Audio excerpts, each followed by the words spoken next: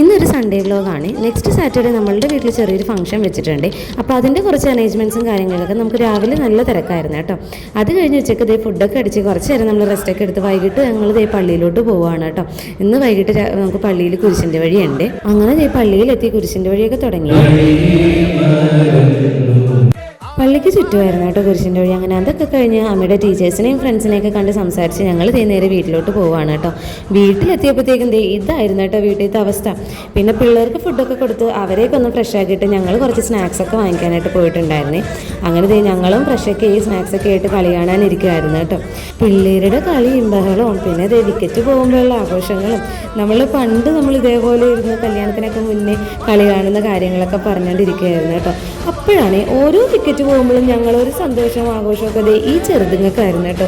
ഇത് എന്തെങ്കിലും മനസ്സിലായിട്ടാണ് ഈ കാണിക്കുന്നതെന്ന് അറിയാം. നമ്മൾ അവരോട് തന്നെ ചോദിച്ചിട്ടുണ്ടായിരുന്നേ. ഇപ്പൊ ചെറുതെന്താണ് ആര് ജയിച്ചു? ക്രിക്കറ്റ് മാനാ. അപ്പൊ ഇതാണ് ഞങ്ങൾ മനസ്സിലാക്കി വെച്ചിരിക്കുന്നത് കേട്ടോ.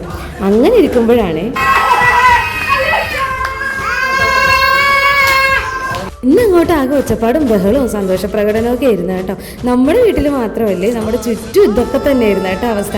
അങ്ങനെ കുറച്ച് പടക്കം വാങ്ങിക്കാൻ ഞങ്ങളും ഇറങ്ങിയിട്ടുണ്ട്. പോകുന്ന വഴിക്ക് ഒരു ബോൾ കണ്ട് ഇവർ രണ്ടുപേരും ഓരോ ബോളൊക്കെ ചെയ്തിട്ടാണ് കേട്ടോ നമ്മൾ കടയിലോട്ട് പോയത്. അങ്ങനെ പടക്കക്കടയിൽ ചെന്ന് കാര്യങ്ങളൊക്കെ വാങ്ങിച്ച് നമ്മൾ നേരെ വീട്ടിലോട്ട് പോകുന്നു കേട്ടോ. അമ്മീനെ നമ്മൾ കൊണ്ടുപോയിട്ടുണ്ടായിരുന്നില്ല, നമ്മൾ ഒരുത്തന്നെ മാത്രമേ കൊണ്ടുപോയിട്ടുണ്ടായിരുന്നില്ല കേട്ടോ. അങ്ങനെ ഓരോ മിഠായിയും വാങ്ങിച്ചു കൊടുത്ത് നമ്മൾ വാങ്ങിച്ച സാധനങ്ങൾ ഓരോന്നായിട്ട് നമ്മൾ എടുത്തിട്ടുണ്ടായിരുന്നു കേട്ടോ. എല്ലാവരും വീട്ടിൽ ഇതേപോലെ ഓരോ കാര്യങ്ങൾ ചെയ്യുമായിരുന്നു കേട്ടോ. അത് കാരണം ആർക്കും ബുദ്ധിമുട്ടൊന്നും ഉണ്ടായിട്ടില്ല. ആദ്യം പിള്ളേർ രണ്ടുപേരും കുറച്ച് മടിച്ചെങ്കിലും പിന്നെ രണ്ടുപേരും നമ്മളുടെ കൂടെ കൂടിയിട്ടുണ്ടായിരുന്നു കേട്ടോ. അങ്ങനെ ഈ വിക്ടറി ഞങ്ങൾ നല്ലോണം എൻജോയ് ചെയ്തിട്ടുണ്ടായിരുന്നേ. അവസാനം പിന്നെ ഇവന്മാരൊക്കെ ഏറ്റാനായിരുന്നു കേട്ടോ പാട്. പിന്നെ നമ്മൾ ഇവരെ കൈയൊക്കെ കഴിച്ച് ഫ്രഷൊക്കെ ആക്കിയിട്ടാണ് കേട്ടോ കൊണ്ടുപോയി കിടത്തിയത്. മാച്ച് ജയിക്കുമ്പോൾ കഴിക്കാമെന്നും പറഞ്ഞ് നമ്മൾ കടയിൽ പോയപ്പോൾ ഒരു മിഠായി വാങ്ങിച്ചിട്ടുണ്ടായിരുന്നു കേട്ടോ. പിന്നെ അതും കഴിച്ചിട്ടാണ് കേട്ടോ നമ്മൾ കിടന്നത്. അമ്മി ആ ടൈമായപ്പോൾ മേളിലോട്ട് പോയിട്ടുണ്ടായിരുന്നു. പിന്നെ അവനത് അവിടെ കൊണ്ട് കൊടുത്തിട്ടാണ് കേട്ടോ നമ്മൾ കിടന്നത്. ഞങ്ങൾ ഈ ഈവനിങ് നല്ലപോലെ എൻജോയ് ചെയ്ത് അത് കഴിഞ്ഞ് നെക്സ്റ്റ് വീക്ക് ഒരു ഫംഗ്ഷൻ ഉണ്ടെന്ന് ഞാൻ പറഞ്ഞിട്ടുണ്ടായിരുന്നല്ലോ. അതിൻ്റെ കുറച്ച് കാര്യമൊക്കെ ഡിസ്കസ് ചെയ്തിട്ട് നമ്മളും കിടക്കാൻ പോവുകയാണ് കേട്ടോ. അപ്പോൾ എല്ലാവർക്കും ഇനി അടുത്ത വീഡിയോയിൽ കാണാവേ. എൻ്റെ ചാനൽ ഇതുവരെ സബ്സ്ക്രൈബ് ചെയ്യാത്തവരൊന്ന് സബ്സ്ക്രൈബ് ചെയ്യണേ കേട്ടോ. അപ്പോൾ എല്ലാവർക്കും ബൈ.